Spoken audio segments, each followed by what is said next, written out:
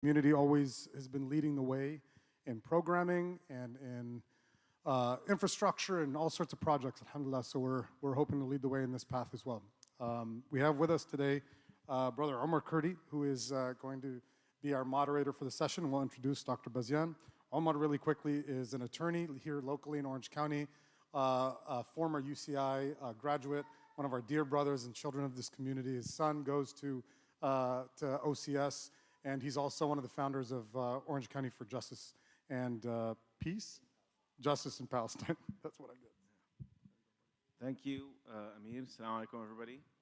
Thank you all for joining. Thank you, Dr. Hatem, for being with us today.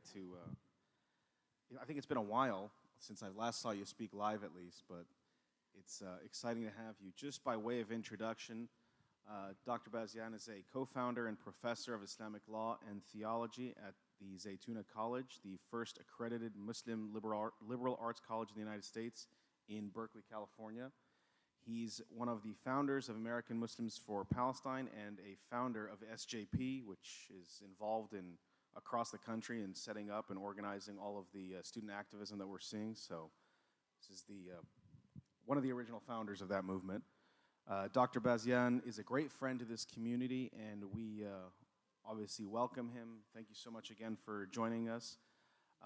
The topic for our discussion today is something that's been on everyone's mind for the last 7 months as we've been taking in these images, horrific images that we've been seeing out of Gaza, and trying to understand and figure out what our role in bringing this to an end is or should be.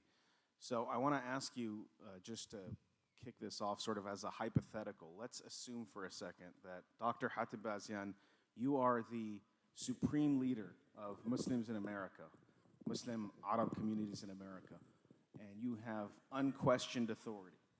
What would you have us do to bring this to an end? بسم الله الرحمن الرحيم والصلاة والسلام على خير المرسلين وعلى آله وصحبه أجمعين.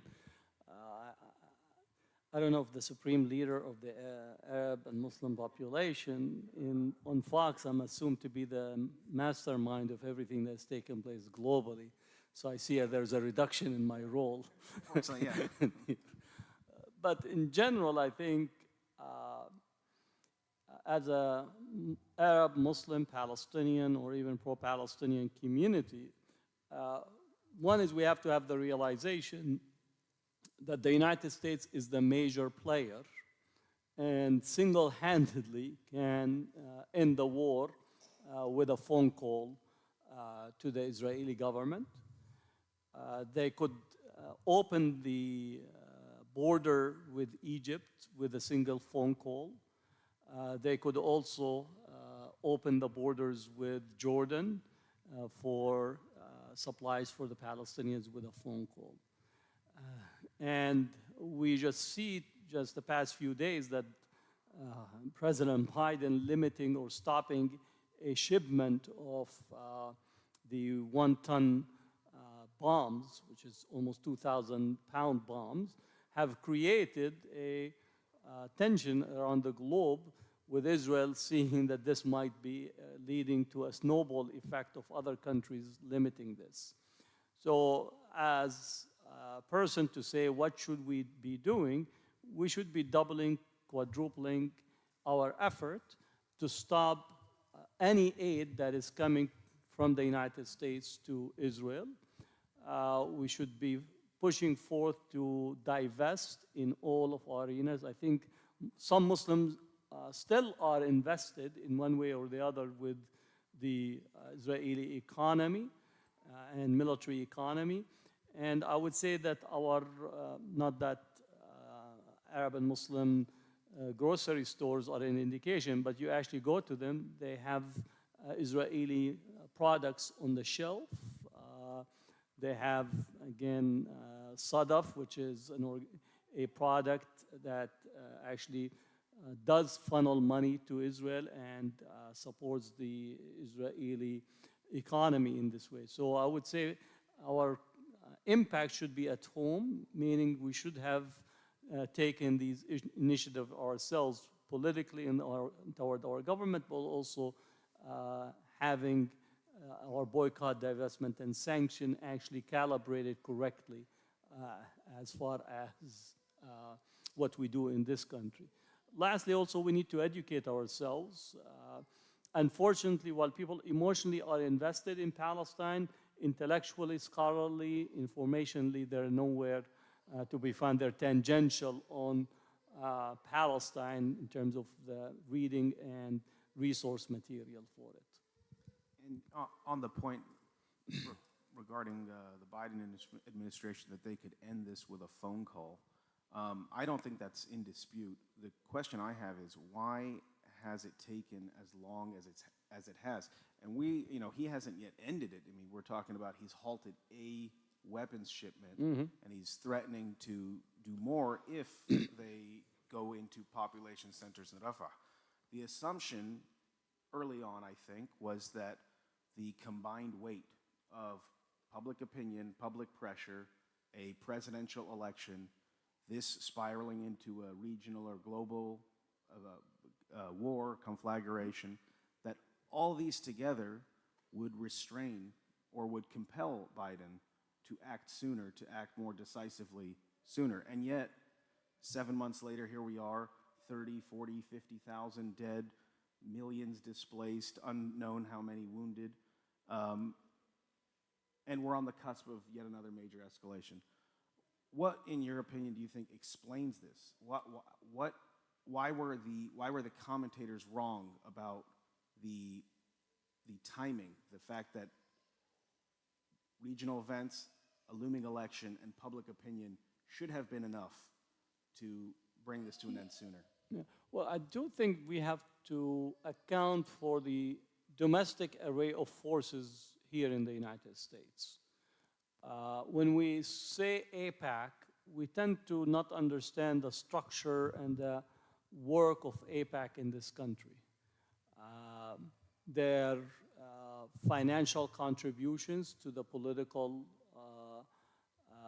leadership, not only on a national level, but at the local level, at city council level, at the state level. Right now, we are looking at the debates and the pressures on school boards of education. And when we talk about AIPAC and Zionist work, one has to respect their discipline, their organizational structure, and the resources they have deployed on behalf of literally an ideological project aligned with the United States in that way. On the opposite end, and I think this is where some of our work as Arab Muslims, Palestinians, we're still trying to catch up. We're still, just in the past few months, people began to organize political action committee. And this is the new flavor right now in political organizing among the Muslims. Every person who has a few dollars wants to set up their own political action committee. And that's, on the one hand, nice, but on the other hand, is dysfunctional because our opposition strategizes, coalesces resources, and mobilizes resources effectively.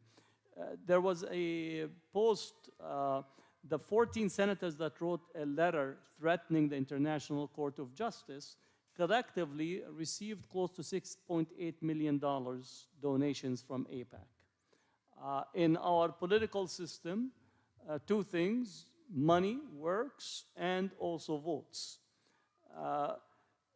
In terms of our financial contributions as a community, it does not compare to the Zionists. And the second, which is also very important, our voting pattern is still not to the level that it should be. And in district after district, the number of Muslims that should be turning out is not turning out, which results that we really are not showing the results. So Biden, at least from his campaign, are beginning to look. We know that we're losing. Again, I'm speaking in Biden, not that he called me and said, "Assalamu alaikum." Just that's what his election campaign person's saying. That in Michigan, they assume that they're going to lose the Arab vote, but they say if they're able to increase some segments of the white vote in certain areas, in certain districts, by close to 3 percentage points, they will be able to recover from the Arab vote. So that's their calculus in terms of what they are looking at this point. And whether Michigan, Georgia, Pennsylvania, North Carolina, those areas where Muslim population can have an impact in a smaller districts and turnout, that's the challenge that is in front of us. So on the financial resources, we're not a match. And on the voting, political voting participation and turnout, we're not a match.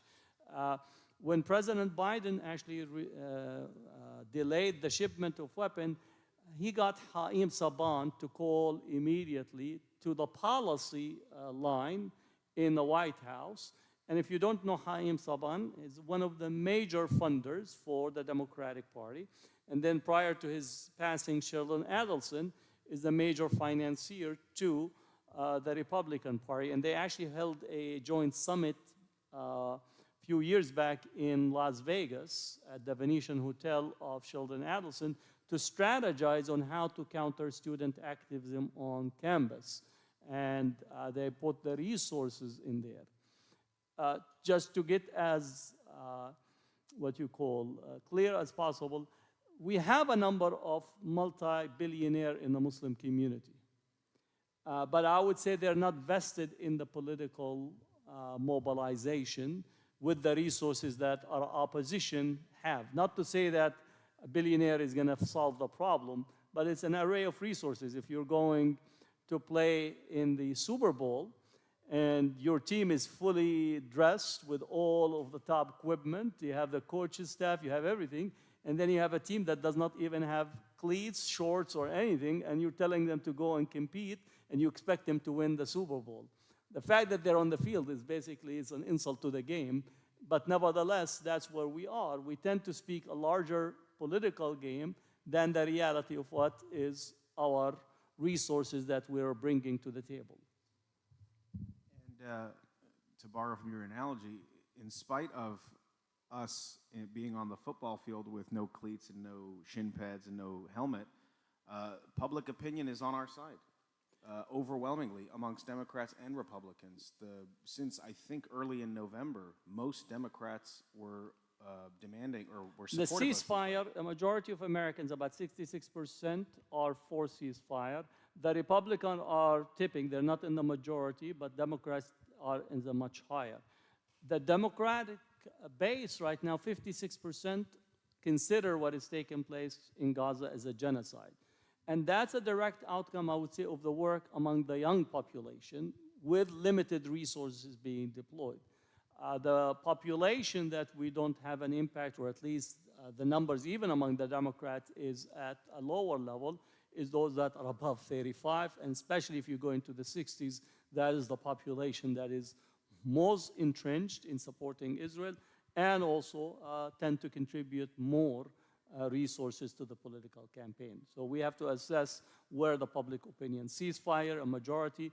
Genocide, the Democrats have already 56% versus the Republican, which actually is, I think, 26%, or the Republican consider what is taking place in Gaza is a genocide. And you sort of answered this already, but I think one of the questions that I frequently have is, why are the Democrats apparently so willing to risk it all for Netanyahu, for the Israeli government? You're talking about Muslim Arab voters in Michigan, in the swing states in Michigan and Pennsylvania and Georgia, but they're also risking young voters, especially after we've seen everything with the encampment. And it's not that the voters need to, young voters are notoriously unreliable, but you're talking about a depressed turnout amongst these voters that could swing an election. So is it simply hubris on the part of the Democrats to assume that we're just going to fall in line, or young people are going to fall in line come November with the prospect of a second Trump presidency? Or, and I think you've already alluded to this, their math, their internal numbers show that they can make up for whatever loss they're going to have from Arab Muslim communities by appealing to maybe white middle-class, working-class voters. Yeah. Well, the Democrats are definitely responding to Zionist pressure, especially in the leadership, right? right? You talk about Schumer, Pelosi,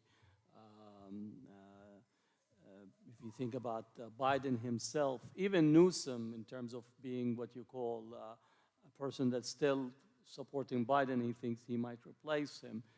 If you saw 2 days ago, Al Sharpton, also from the political left, is attacking the college protest movement, comparing it to January 6th.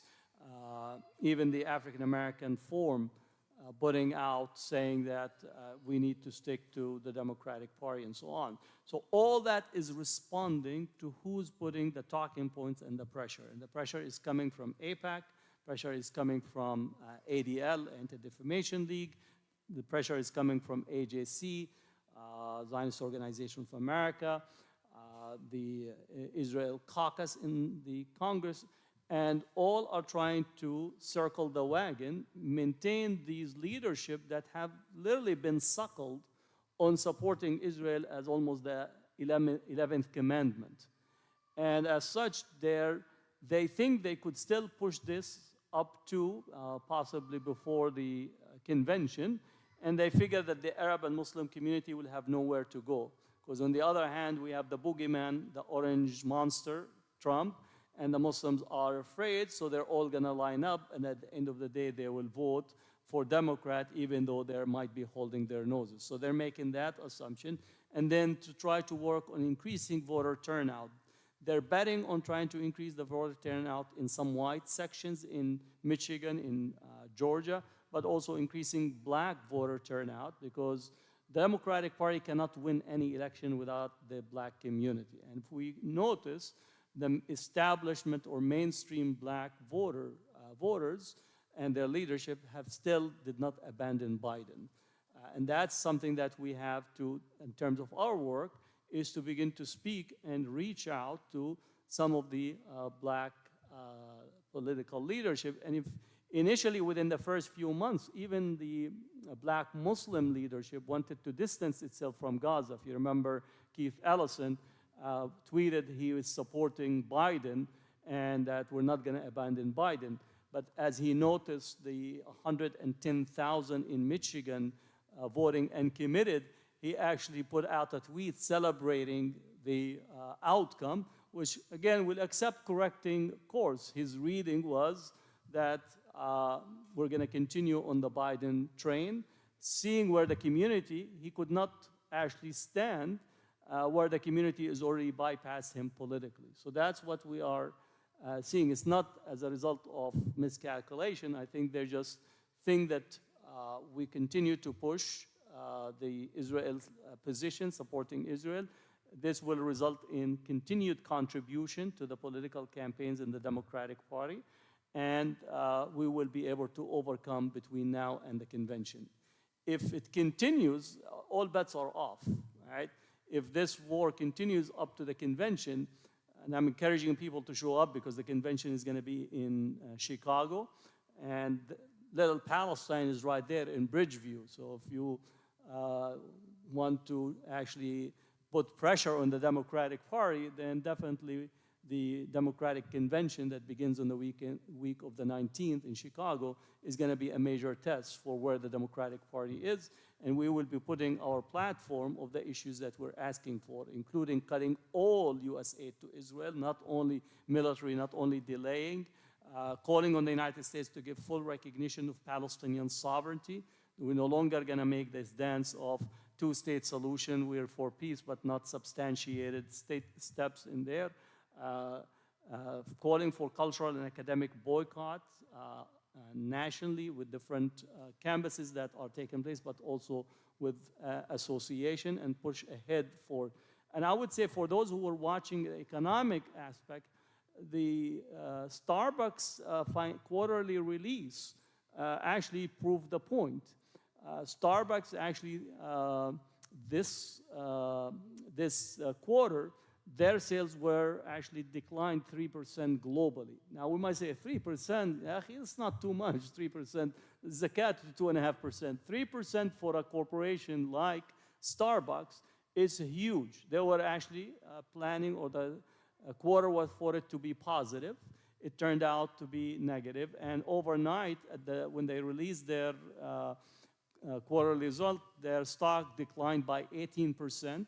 And since October period, where they began to almost celebrate that they're supporting Israel and extending to them free drinks in some of the sites inside Israel, the Starbucks have lost 43% of its market value, which we are beginning to have to say that doing business with Israel is not a good business. Israel is bad for America's business. And I think that's the message that we need to get out. And I know some of the businesses are trying to see where they are. You could take the Starbucks quarterly results. You could also take McDonald's, which have also lost $7 billion in their market in the Middle East, and they actually ended up shutting some of their outlets. The grocery store from France, Carrefour, likewise now is shutting some of its outlets in the Middle East and selling some of their outlets to local either companies and so on. So that's a development that we need to actually push further as we begin to engage. It's not one issue, but multiple issues that are taking place. And I know yesterday in UC San Diego, we also, since you're a lawyer, we need actually to ask our lawyers to file lawsuits in behalf of students on college campuses to actually begin to look each of the universities. You have a contract with the university as a student. So what are the requirements? What are the rights for students in relation to this contract? And does it include being pepper sprayed by the police? Does it include being the hair of students, women students, and others being pulled from their hair? Does it also include beating with batons student population? Also, does it also include the fact that the universities are treating the pro-Palestinian encampment as a terrorist site, calling them Hamas, which basically saying that our American students are designated as terrorist organization. All this would require for us lawsuits, to also file complaints with the Department of Education, Civil Rights Division, and for that we need our talented lawyers to actually begin to delve in this and file lawsuits. They are filing lawsuits against us like crazy, right? Being myself is a stimulus to the economy. We already have about 6 different lawsuits that we're facing as AMP, right? Because they think that they were, by entangling us in legal processes, they will derail our work. So we have to actually also think about what can we do legally in order to support some of our students in the front lines. You've raised so many, to go back to the original topic, where what can we do, where should we go from here? You've raised the issue of economic boycotts, of student activism, of election work, of legal work. I want to just focus I know we're going to have to break in about 10 minutes for Maghrib, but if we could just dive a little bit further into the election issue. One of the bets that you alluded to that the Democrats are hoping or making is that come November, we will in fact fall in line. What do you think? Are they betting correctly? Will we in fact fall back in line? And I know right now all the rage is to say we're not voting for Biden, we're abandoning Biden, we're uncommitted. But come November, do you think are we going to actually follow through, or? Well, let's divide the pie into segments. So I think the Muslims are going to show up to vote at the local level for city councils, for Board of Education, for judges, for maybe Congress and Senate. But as far as the top of the ticket, the presidency, I cannot see Muslim immigrants in particular coming out in droves to support Biden. I've been to New Jersey, New York, Maryland, Michigan, Illinois, and people are just completely soured on Genocide Joe. So basically, it will be a tough sell. I might actually sell for them to vote for Iblis for a period of time, then actually get them to vote for Biden. That's how bad it is in terms of trying to tell people to vote for Biden. And people say, well, Trump is going to be there. So we will take a Muslim ban facing a genocide. So on the one hand, you have a certified genocide, right? And then they say, well,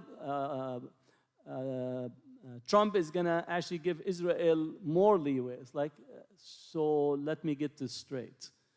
So Biden allowed Netanyahu to kill 40,000, 15,000 of them kids, babies, and children, destroyed 70% of all the inhabitable housing in Gaza, have allowed Israel to have a total siege, no food, water, medicine. The United States have sent $40 billion to Israel, cast the veto 3 times in the UN Security Council, threatened the International Court of Justice, and you tell me he is the good guy and I should be worried that the bad guy is going to come? What I'm saying is that Biden lost our votes. And unless he has some substantiated changes in policy fundamentally, for us to cast our vote, I don't see that my vote is basically locked for a Democrat. When I was born, they didn't say, thou shalt vote Democrat, or thou shalt vote for Biden because, you know, he's struck with whiteness and he belongs in the White House. For me, those are his own projection. And as such, he lost the Muslim vote. And the Democrats have not done anything to gain the Muslim vote back for the presidential ticket. And that's the reality in there. If you go to Michigan, to, again, Dearborn, to Detroit, and tell them, I want you to vote Biden, it's not a sell at all. Again, the data shows it that completely abandoning Biden in droves because he literally mistreated the community in ways that is unimaginable. Right? And literally the way that both the State Department spokesperson and the White House spokesperson speak, every sentence is just an insult to the Arab Muslim Palestinian community. Every sentence. Now the person could say, you know, listen, I know you guys don't like what is taking place, but the president is committed to Israel. We know that they're doing these things, but we're standing behind them. End of the story. But to feign that, oh, we don't know, or we're going to ask them to investigate, or we're not certain that this was happened, or we're not sure that the data of the Gaza Ministry of Health is accurate, that's adding insult to injury. It's enough that you allowed Netanyahu to kill us, but to also cast doubt that this is what is taking place, for me, just like lost all credibility to have any position or relations with the Arab and Muslim population. And the threat of the orange president is insufficient for us to actually go and vote for Biden in the presidential election. That's just the reality. And I think you're 100% accurate on this, is that it's a tall order to come back after all of this and ask us to get behind Biden after everything we've seen with our own eyes. But it doesn't mean they're not trying to. And I think they're just before I came in here, one of these what you call Democratic Party hacks, who's like never leaves an opportunity, he said it's going to be a tough election. The Jewish won't vote for Biden because he's not pro-Israel enough. The Muslims won't vote for him because he's too pro-Israel and pro-genocide. Are you ready for 4 more Trump years to destroy our country? That's basically talking to me to change my perspective. I said, go and find a therapist. This is basically trying to taunt us about what is taking place, as if we don't. Politics is about who actually can deliver for your interest. And Biden did not deliver for any of our interests. Even in positions where he wanted to appoint people, they abandoned them. Like, you know, I'm forgetting his name, from New Jersey area, appointed as a federal judge. The Democrat abandoned him. Right? Ted Cruz attacked me during the hearing for the judge, right? Because this judge supposedly is on an advisory board of the Center for Security and Rights in Rutgers University. So the Democrats began to actually abandon him. The Republicans never abandoned any of their appointees, but if it happens to be Muslim, the Democrats will run away from you. So basically, you don't deliver on us on this, and you don't actually stand behind some of our, you know, candidates or people that you want to put forth for appointments. And most of the appointments that we get in Muslim appointments in the administration are lower level, basically paper shovelers here and there. And, you know, we celebrate, oh, they celebrate Eid. MashaAllah, everybody celebrates Eid. That's not sufficient as an indication of actually giving and delivering for the Muslim community some of their key demands. Well, I think we might have to pause here at least, is the takeaway, I think, is the importance of our collective vote, especially in these key districts, in these key states, and that we have to hold the line on this issue, that they cannot intimidate us or use scare tactics, that the boogeyman is the alternative if you don't do X, Y, and Z. And we have to make sure that we do, in fact, turn out the vote and just withhold our vote from him at minimum, withhold our vote. Just a few minutes, I know we have to break in 3 minutes, but if you can comment also as far as congressional races go, what are your thoughts as far as if a candidate is, let's say, towing Biden's line does that person get the vote? It's not the president. We don't want to necessarily hand over the House to the Republicans, or do we? Well, for congressional seats and senatorial seats, we do have a questionnaires that we actually send, at least from our organization, AJP Action, American for Justice in Palestine Action. So we do actually send a questionnaire. We tabulate where the people are at, and then we will endorse individuals based on the questionnaire. Whether they're for Trump or against Trump, squad or no squad, they have to actually answer on some of those key issues, and then we will determine whom we're actually going to be recommending for people from AJP Action. There are seats that we have to defend because these individuals have been, in the forefront, like Rashida Tlaib. We have to defend her seat. Ilhan Omar, we need to defend her seat. Cori Bush defends her seat. Jamal Bowman right now is in a tough campaign. We need to defend his seat. Summer Lee, a major success for the community. AIPAC abandoned the fight, all right? They were trying to push close to 25 million to unseat Summer Lee. Once they actually saw the type of campaign and the effort behind her, and that the fact that they were unable to make inroads in her district, they abandoned. So literally, she defeated AIPAC. I don't know if you followed Rashida Tlaib's campaign. AIPAC came with a $20 million check to a black politician to run against Rashida Tlaib. The person actually refused the $20 million and refused it publicly on Twitter, right? Then they went for the same 20 offer to an Arab guy who is running for Senate, Baidoun. Baidoun also put on Twitter that he refuses to take the 20 million from AIPAC, meaning that we are entering into a new arena where people are ready to be courageous in opposing AIPAC. What we need is to figure out how to consolidate that strength and not to leave it on individual basis. Do we have time for more, or should we pause here? Okay.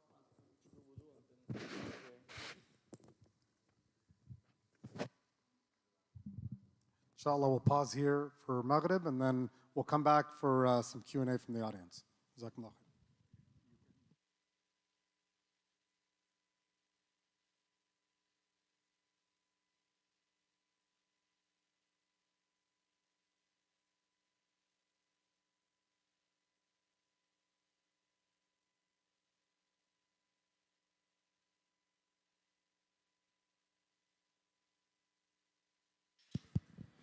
الله أكبر الله أكبر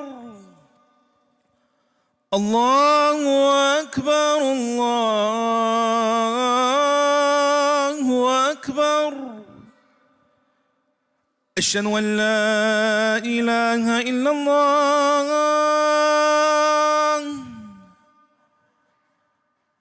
أشهد أن لا إله إلا الله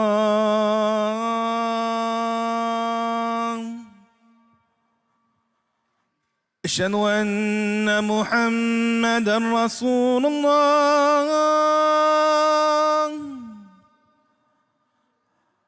أشهد أن محمدا رسول الله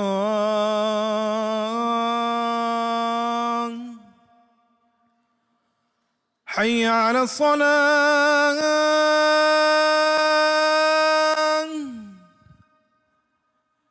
حي على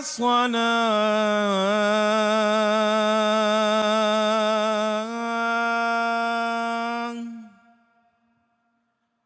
حي على الفلاح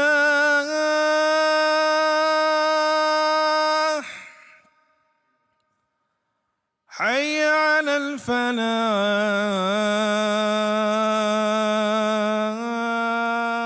الفلاح الله أكبر الله أكبر لا إله إلا الله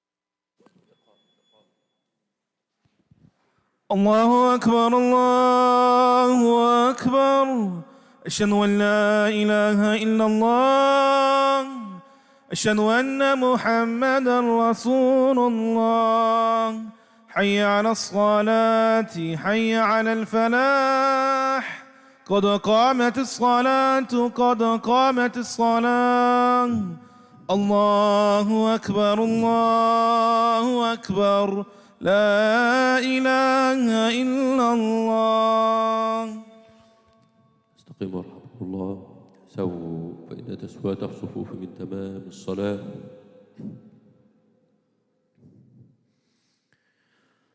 الله أكبر.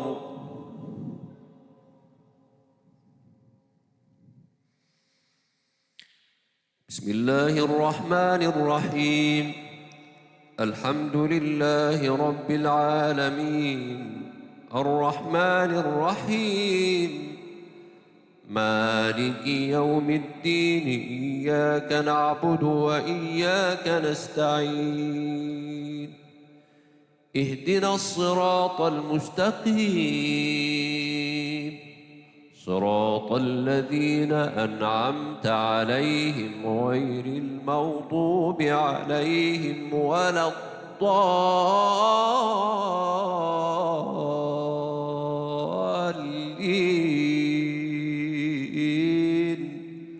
آمين.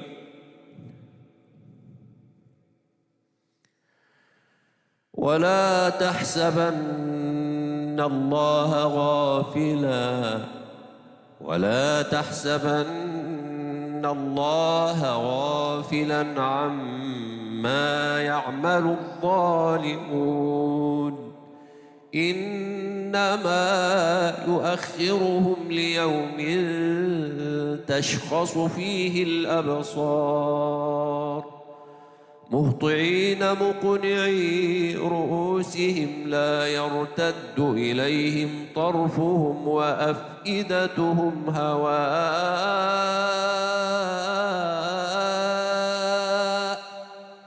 وأنذر الناس يوم يأتيهم العذاب فيقول الذين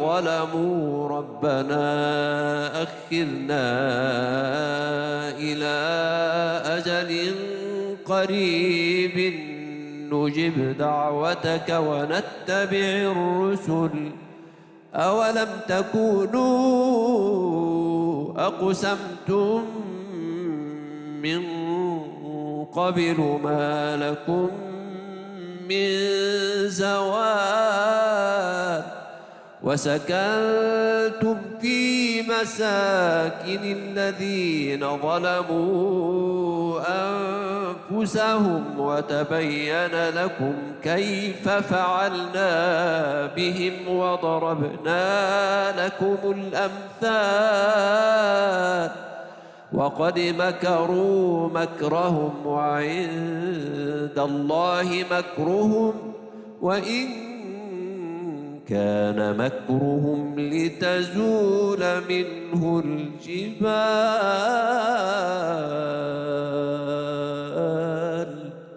الله أكبر.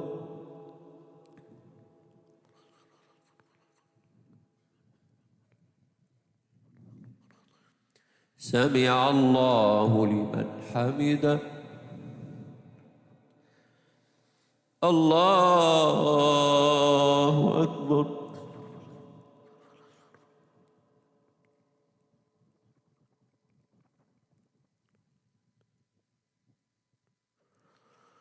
الله أكبر. الله أكبر.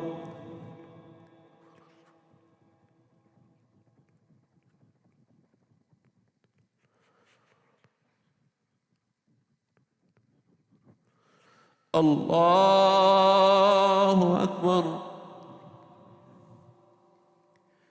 بسم الله الرحمن الرحيم. الحمد لله رب العالمين الرحمن الرحيم مالك يوم الدين إياك نعبد وإياك نستعين اهدنا الصراط المستقيم صراط الذين أنعمت عليهم غير المغضوب عليهم ولا الضالين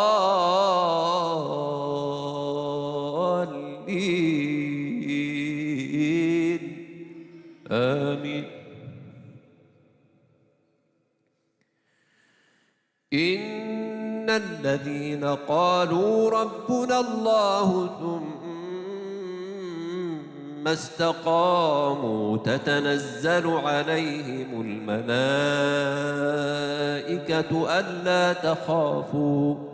ألا تخافوا ولا تحزنوا وأبشروا بالجنة التي كنتم توعدون نحن أولياؤكم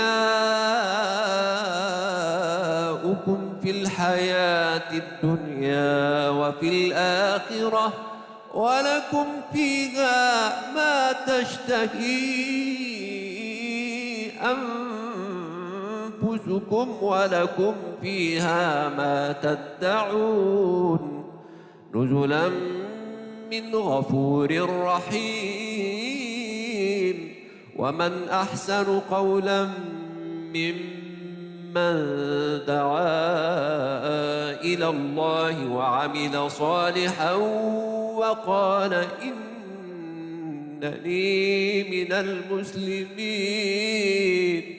ولا تستوي الحسنة ولا السيئة ادفع بالتي هي أحسن فإذا الذي بينك وبينه عداوة كأنه ولي حميم وما يلقاها إلا الذين صبروا وما يلقاها إلا ذو حظ عظيم. الله أكبر.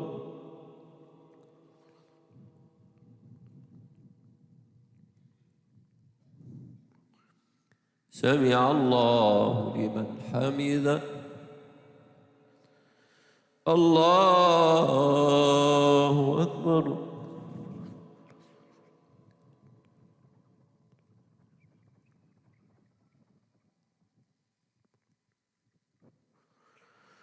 الله أكبر. الله أكبر.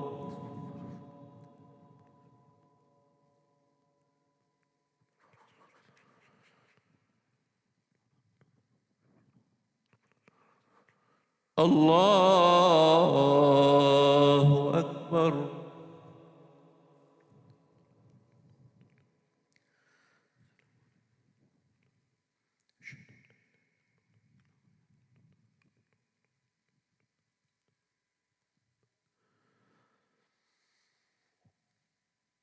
الله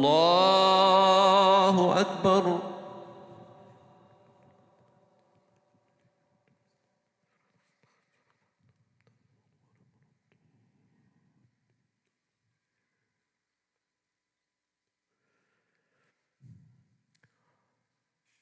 الله أكبر.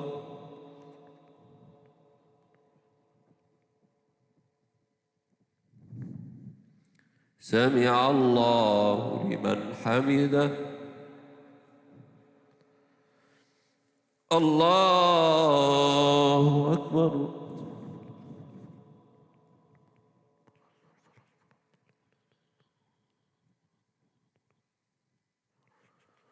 الله أكبر. الله أكبر.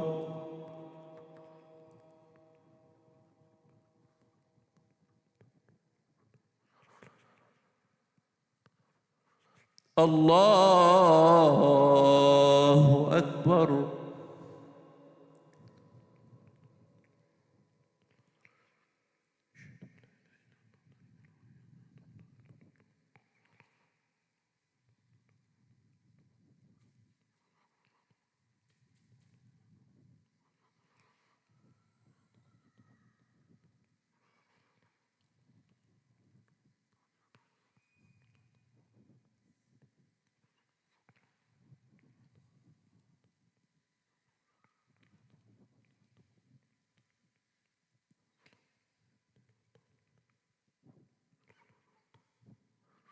السلام عليكم ورحمة الله. السلام عليكم ورحمة الله.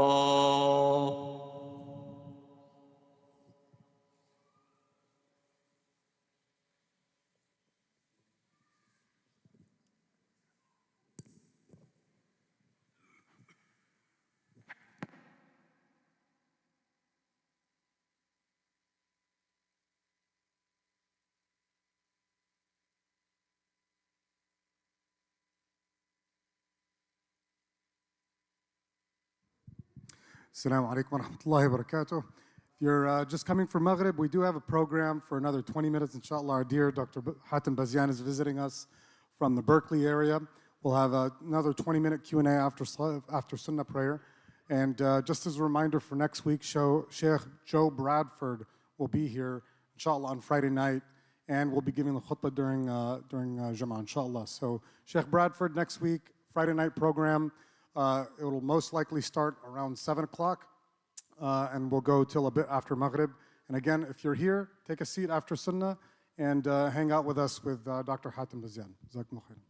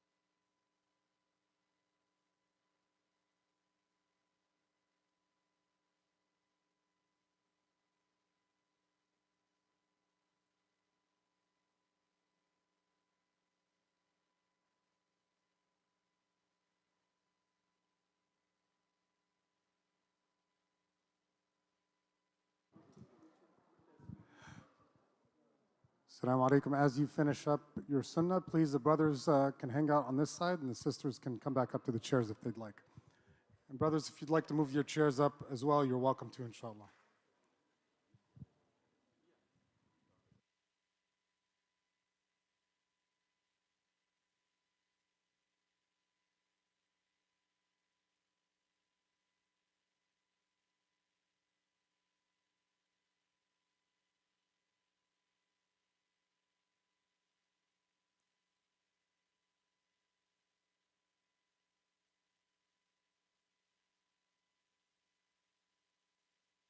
Bismillah ar-Rahman ar-Rahim. Assalamu alaikum wa rahmatullahi wa barakatuh. Jazakumullahu khairan again for attending. If you're just getting here, we're joined by our dear brother Omar Kurdi from Orange County for Justice in Palestine, and our keynote speaker for the night, Dr. Hatem Bazian, a good friend of ours, a family of our community, mashallah.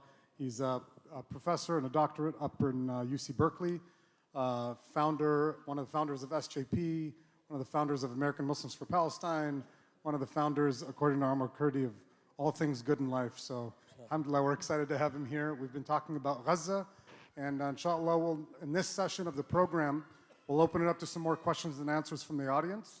And Omar Kurdi, our dear brother and friend, will facilitate some of that. Okay. Welcome back, everybody. Thank you again for joining us. Thank you, Dr. Hatem, for joining us. We'll call this part 2 of our session. We'll take some questions from the audience, but just to get us going, we had left off talking about some of the election issues that are coming up. I wanted to ask you if, in your opinion, there's any room for outreach to Republicans, the Republican Party. It's maybe, broadly speaking, the Muslim community is traditional values, conservative in a lot of ways, so it may be, in fact, I would say prior to October 7th, it appeared at least because of everything with the culture wars that the Muslim community in general was sort of moving in that direction. At this point, however, do you think there are openings to do outreach to the Republicans? Well, I think in different parts of the country, depending on the configuration of the community, people are going to reach out to different segments. And I think there was a gathering that took place in Chicago, mainly online by the American Muslim Civic Coalition, which they invited all of the political parties, including Republicans, Democrats, Jill Stein, Cornel West, and others, in order to put, here's our issues, Muslim issues, and which political party, as well as political candidate for the top ticket, will actually begin to address those issues. So as a matter of principle, we should not close our doors to engaging and communicating with everyone that is running. Doesn't mean we agree with them. We just need to know where they are at and what their relationship to our issues. Having to sell the Republicans among the black Muslim community is as tough of a sell as selling Joe Biden right now to the immigrant Muslim community, in special Palestinian Arabs and Muslims in certain areas. So literally, we have a very tough sell. What for me is a positive is that we're beginning to have a discussions of strategy among various segments of the Muslim community. There was a couple of meetings already has been held. One was in Washington, D.C., and a follow-up on this, among all of the key political organizations and participants to discuss a strategy of what the 2024 elections and what will be our responses, positioning, and people are waiting till a later point to at least issue recommendations for the community. So part of the strategy is to communicate with everybody that is running on a set of issues that you have. And on that issue, part of, I think, what maybe there's a disconnect is there is, in the backdrop of all of this, there is an ongoing, and it's been going on for 20, 30, maybe 40 years, this culture war in the United States. And for a period of time, at least, I would say, for example, if we could just be candid about it, you take the issue of Ilhan Omar from Minnesota, she gets a lot of criticism from the Muslim community because of her position on other issues, LGBT issues, etc. So now, after October, I think for most people, the issue of Palestine is sort of center stage, top priority number one. But for many people, it's got to, in the minds of many, it has to contend with other issues. Internally, amongst ourselves, how would you rank, or how would you go about, appointing or apportioning priority to different issues that may affect members of our community? Well, when the question is genocide versus a set of other issues, then there is no choice for you to make. If you notice, all of the cultural warriors are silent now. All of those who were talking about cancel culture, they're okay with canceling Palestinians, not only in terms of speaking, but their life is completely not valued. So we need to really understand where we are at as a community facing a genocide. And then I do think that the Republicans have a much better public relations campaign on cultural issues than the Democrats, but they're as rotten on the inside as you can get be. And I do think that some segments of the Muslim community began to bite on Republican machination on cultural issues in particular regions, and they got mobilized in Florida, in some areas in New Jersey. I know that people that mobilized in Michigan, and all of a sudden, the Republicans seem to be the savior for family values. Again, the Republicans are for family values as long as you are not actually a family they care about, right? So in this sense, we have to be very cognizant, while we have our core Islamic values, not to be actually pushed into engaging in cultural values that are instrumentalized for political purposes. At the core of the Republican agenda is to reverse the Civil Rights Act of 1964, to reverse the Voting Rights Act, and for sure rechange the immigration reforms that took place from 65 onward. And in order to achieve this, they have to posit themselves that they're rescuing American values from the rest of us.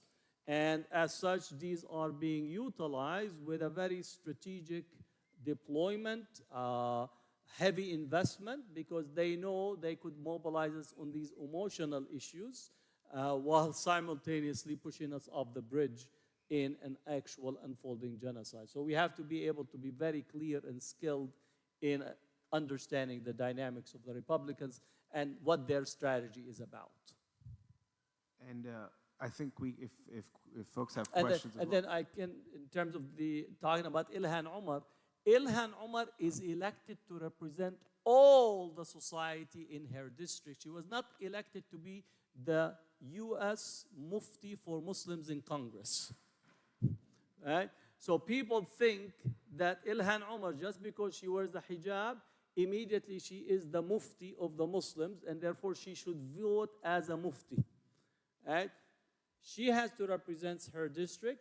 Now, in certain areas, she might be able to express some of her values as it pertains, and sometimes the configuration of political landscape is completely different and not situated against us. So we have to understand what is the role of a congressman or congresswoman, and what is the role of a Muslim community in terms of the mosque as it relates to directing people, giving the legal fatwas for their Islamic practice, and these have to be delineated. Otherwise, we're literally are mixing in, roles that are not mixable in the broader society. And I think you hit it absolutely on the head. We have to be cognizant of the different hats you wear, and the different roles you play, and also of the very, we could say, sophisticated and issues that are raised with respect to cultural issues and how they can be used to sort of manipulate the community into buying into an agenda that doesn't necessarily suit our interests. There was a question over here. I'll just come to you. It might make it easier. Okay, so two kind of related questions. One about internationally, if Biden versus Trump, say Trump wins, I wonder how, and this is kind of like a question about like Arab politics or the Arab world in particular. How do you believe the Arab countries, both the populations and the governments, would act differently when it comes to Palestine if Biden were president versus a Trump and this type of thing is going on? The other question I had is about the state, as you understand it, for us non-Palestinians, of the Palestinian diaspora in the United States and its potential political heft and its ability to be heard on its own, because I'm just very confused about that issue. Jazakallah. Well, it's very difficult to say what the Arab world, Arab leadership, let's say, and Muslim leadership will do between Biden and Trump,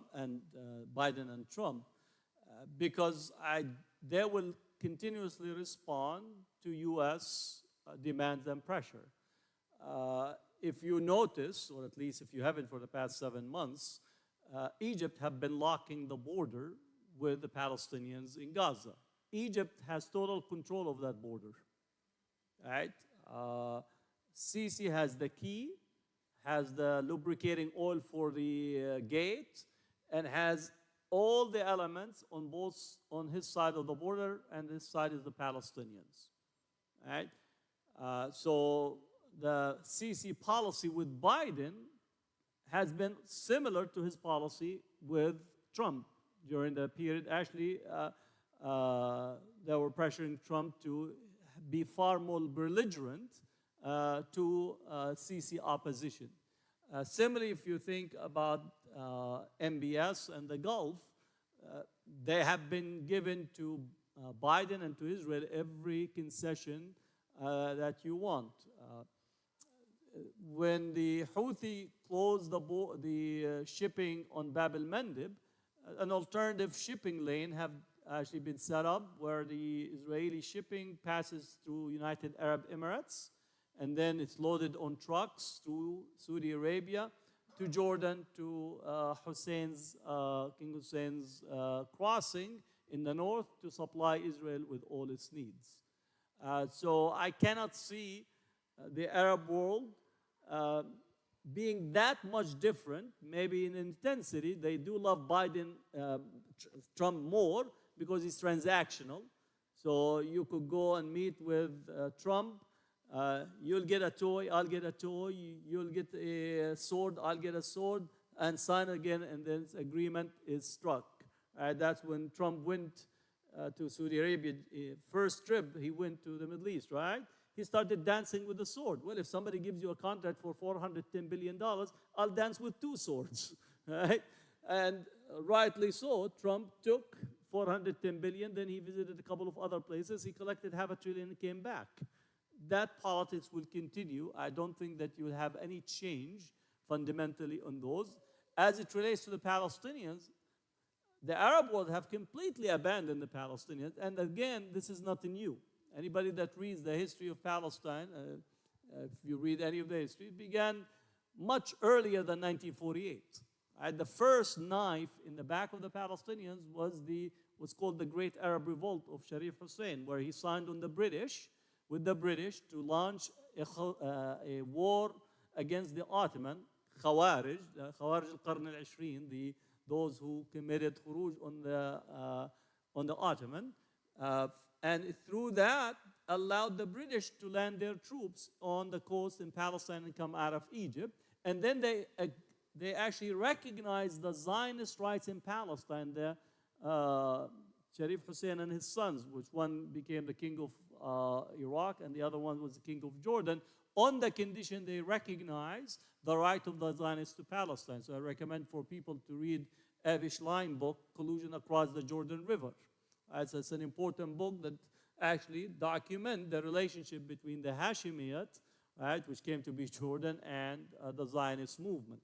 And then in 1936 revolt, it was the intervention of the Arabs on the side of the British to try to calm down and reduce the Palestinian attempt to gain their independence, because it was during the British mandate. And again, they delivered the Palestinians to the British, and as a result, the Palestinian leadership was sent to exile during that period. In 48, there's also another Arab knife on the back of the Palestinians. The Palestinians actually sent a delegation to buy weapons from Egypt to fight in the 48. They were arrested, right? The command of the Joint Arab Army was given to the British. Now, you know, if you really want to lose under a colonial setup, you tell the British, take us to the war against the Zionists whom you supported and set up in Palestine. So literally, the Arab army was set on the battlefield to lose. The Egyptian army was set with faulty weapons. That's why, as a result of the 48, the officers who served in the Sinai campaign ended up having the 1953 revolution in Egypt under Nasser. So all these are the same dynamic. 67, also the Arab world put the knife to the Palestinian back again in such a way that they delivered the West Bank almost furnished again, and also Syria. And you add it time and time again in this sense. So I don't expect the Arab world all of a sudden to develop conscience. They're far more important, you know. Possibly signing Lionel Messi in Saudi Arabia is far more important than liberating Al-Aqsa.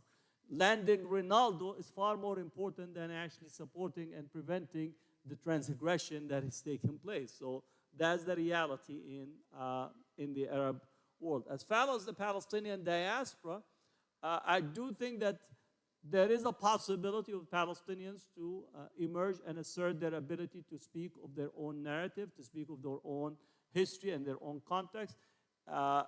Prior to this period, as you know, everybody was attempting to run away from Palestine and Palestinians. Every Muslim, Joe and Harry, I don't want to use the other words, was trying to get into a dialogue and facilitate relationship with the Zionists because they're going to open the doors for us and we're going to get into possibly paradise because the doors of paradise stands at the gates of the ADL and the AJC.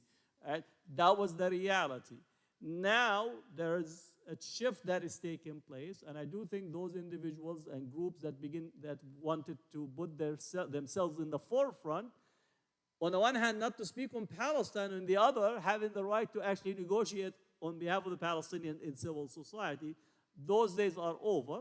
And now you're actually seeing both an emboldened and assertive Palestinian diaspora, but also an assertive and emboldened Muslim community, especially among the youth. And we could see that some of, not to speak of people, individuals who were from the old guard are nowhere to be found. You know, the finer points of discourse on how we need to understand our relationship with Zionists in here is different than Zionists in Palestine. That language is no longer used because there is a strong, at least assertive Palestinian presence that is at least leading and beginning to reshape the political discourses. Other questions for Dr. Bazian?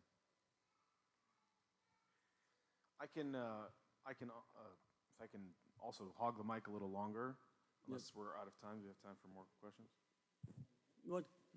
With respect to the student encampments, can you? I think you were earlier today. You were at UC Irvine. I believe you were at other campuses before that. Can you sort of give us an overview about what's happening on the campuses and what kind of prospects that we can expect that'll come out of this? Yeah. Well, I said that we have reached a tipping point in relations to Palestine, both in the United States and internationally. And I did actually say, in a mocking way, Manoush Shafiq, we need to thank her, right? That God sometimes facilitates his ways in unplanned and unthought of processes, you know. When she was called to testify, really from a president-level university, she made it. Like, it's not every day from among the 2,000 plus university presidents that you get to go to Capitol Hill. Most likely they gave her a breakfast or lunch with the important people. The camera is there. They had what you call the makeup and the powder ready. all that was there. She made it, and she gave a really good presentation from power perspective. She threw Joseph Mas'ad under the bus, the faculty at Columbia under the bus. She spoke that this is anti-Semitism. She read, like, if you're really thinking about power, she hit all of the right theme, and then she came back with batons in her hand, signing students are suspended, called the goon squad from the New York Police Department, let them crack some bones, get that on CNN, get Fox to speak how assertive, how tough of a leader she is. And literally the next day, 80 different encampments around the country sprung up, right? From coast to coast. Nobody planned. I really went, when I traveled, I tried to get one of those Harry Potter wands to say, woo, and all the campuses will have protests. And we've been working on Palestine for the past, 30, 40 years, right? It is Manu Shafiq thinking that she's doing exactly what she's been ordered, to show toughness, to show leadership, to crack on these students in Columbia University, to show that she means business. And she did mean business. From us, it's the wrong business. And we thank her that she unleashed a movement across college campuses that now is irreversible. And then, lo and behold, UCLA, right, down the street from you, not only that they actually call the students all kinds of names, Hamas encampment, but allow for 3 hours thugs to attack the encampment while the police is watching. And until 1:30 a.m. in the morning, then they called the police, the LAPD, to come in, right, at this point. From all apparent outlook, it looks that the university abdicated its responsibility. And I do think that at the end of this day, the chancellor will lose his job. And a number of people in UCLA will lose their job. Why? Because what did the president know about the thugs that were attacking? When did he know it? Whom did he communicate with by email? Who called him on the phone? Because there is a phone log. Who called him? When did this call came? What was the communication taking place? All that will be something that we will have the FOIA, Freedom of Information request, when lawsuits are also come in the deposition and in all the documents that we thought, they will show that there were coordination taking place, because within the encampment there was an infiltrator, Aaron Cohen, right, who was part of a small private Mossad group, which is ex-Israeli officers and ex-Israeli military. He was in coordination with the police. That's what he said. It's on TikTok. And not only that, but the LAPD got its training in Israel. So what did they know? What type of coordination? And all this has to be part of it. At the end of the day, it will actually impact them. Now, as of today, there's 180 campuses around the country. Right? Majority are non-Muslim, majority non-Palestinian. In some campuses, actually, the majority literally are your average student, kid, large segment of Jewish community member, Jewish Voice for Peace. Again, from the ADL, these are the wrong Jews, because the only correct Jew is the one that hugs Netanyahu from the ADL perspective. So that's 180 campuses. In the UK, there are campuses, again, Cambridge, Oxford, SOAS, has encampment, Manchester, Birmingham, all have encampment. Yesterday, the Prime Minister, Rishi Sunak, called the president of the university, asked him to crack down on students. Again, he must have learned something from the colonial era that he's trying to reintroduce it. He does not understand history of student movement, so the student movement is going to still intensify.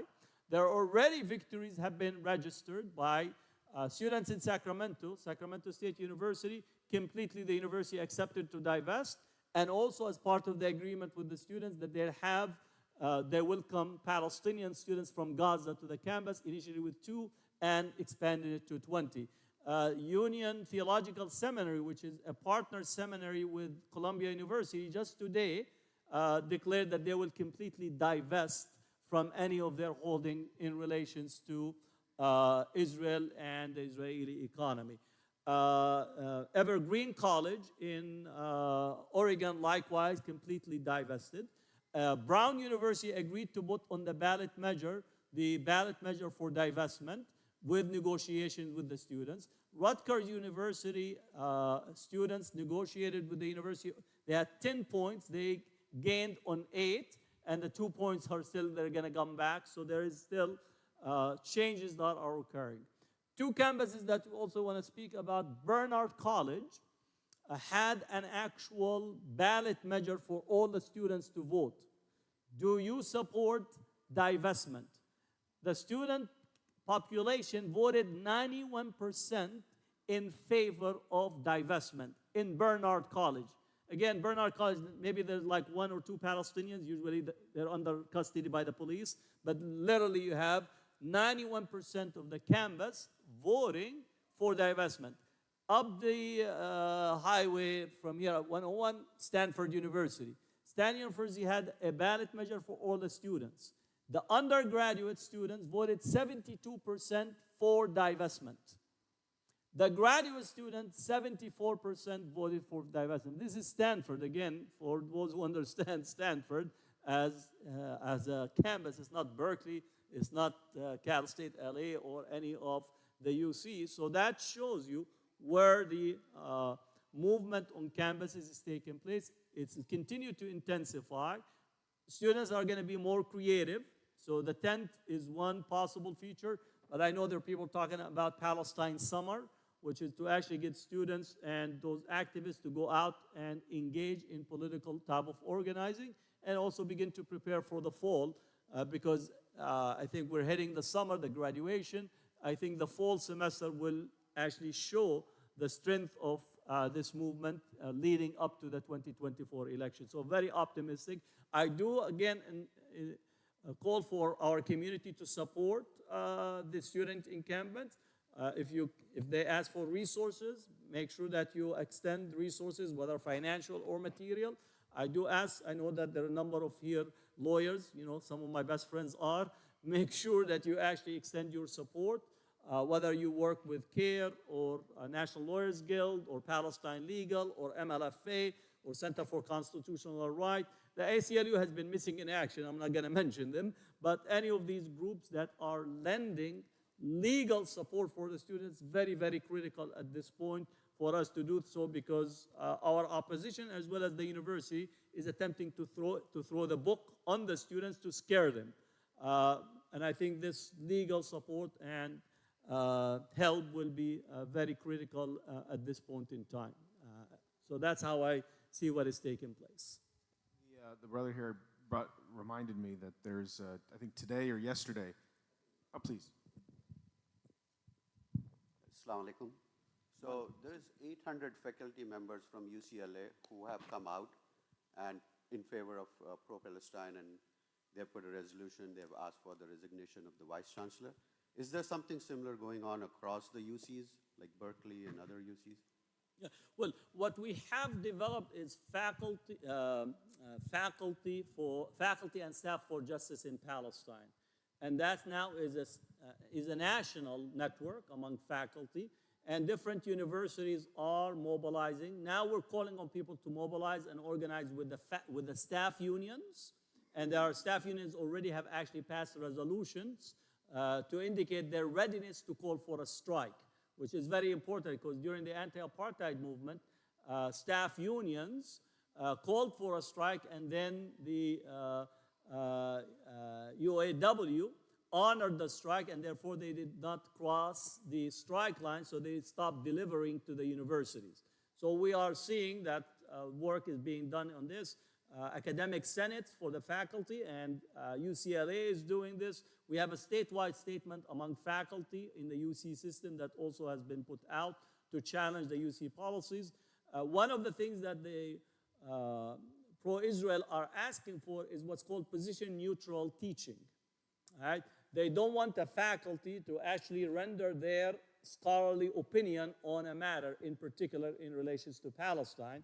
But now they're actually introducing it to actually position neutrality in academic teaching. So that's going to be a major battle. And we're literally saying if this is the case, then we should actually have the Flat Earth Society have equal standing because their opinion is valid as anybody. Because if you don't want me to give my scholarly opinion on a matter that I research and you say it's position neutrality, then rightly so, Flat Earth Society should have the ability to actually introduce their idea and no one can say to them that your position is wrong because I as an expert can't actually render my opinion about the invalidity. That's one of the battles that is taking place and the faculty are mobilizing on this and other issues.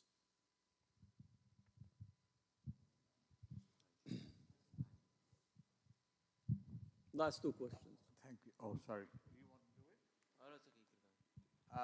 Along the lines of what's happening in the campuses and faculty and so on, two-pronged question. One, you as a Muslim academic, groups like American Muslim of Social Scientists, American Muslim Society of Engineers, and several other, have they spoken up or thinking about speaking up? One. Two, similarly, Muslim imams, faith leaders within the masajid, and Muslim organizations, do you know of any coordinated effort whereby they're taking collective position to reflect the sentiments that are on the streets by common Muslims like us? Yeah. I know that there was a statement that was signed by a large number of the imams and Muslim leaders, and I think we could build on that statement. It was signed by almost every major Muslim figure nationally. So we need to build on that and mobilize it into effective work. As far as Muslim Professional Association, I have not seen statements from Muslim Professional Association. I don't know, somebody remind me if the Muslim Lawyers Association, if they issued a statement. I'm not sure. They have done so. I could. Okay, if they did, nobody. So as far as the Pakistani Physician Association, I have not heard or seen a statement from them. So the professional associations are still, for the most part, either silent or my other guess is they're completely disorganized to be able to actually get together and formulate a statement to be issued. Most of these organizations are a convention-based organization where the whole organization is really focused on getting the people into their annual gathering, while the rest of the year, very minimal work, if anything. So rather than to say that they have not because they don't agree, I think there's a lack of institutional capacity to engage and might for us to actually see how we could get them out to speak on these issues and put themselves with some type of a statement. And maybe we could take a look at their conventions and make sure that we actually go there to engage them directly. Jazakallahu khairan. جزاكم الله خير. MashaAllah. السلام عليكم. Takbir. Takbir. Takbir. Inshallah, Dr. Hatem had a long, long day, so we're glad you could join us. Inshallah, his daughter is here, and his son is studying to be a law student, or a lawyer, excuse me, up in Hastings. So we're glad to have you with us. And Jazakallah khairan to Omar Kurdi for being with us tonight. He's working all day, and he's probably going back to UCI after this to support the students. So Jazakallah khairan. You should head out, Omar. With that being said, next week, inshallah, Joe Bradford again, Sheikh Joe Bradford is on Friday. And then, inshallah, working on a special guest for Saturday. Can't confirm just yet. Hoping to confirm his flight, inshallah, very soon. Suhaib Webb will be with us at the end of the month. Sheikh Suhaib Webb, excuse me. With that being said, سبحانك اللهم وبحمدك نشهد أن لا إله إلا أنت نستغفرك ونتوب إليك. بسم الله الرحمن الرحيم. العصر إن الإنسان في خسر إلا الذين آمنوا وعملوا الصالحات وتواصوا بالحق وتواصوا بالصبر. جزاكم الله خيرا. السلام عليكم.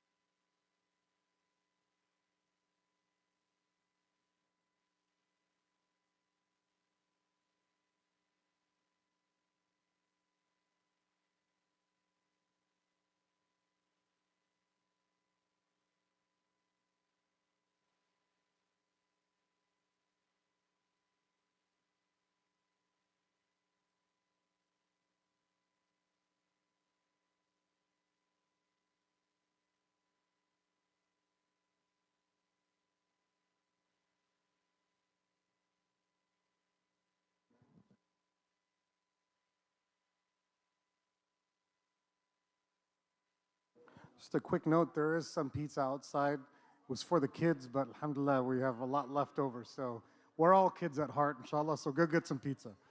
Assalamu alaikum.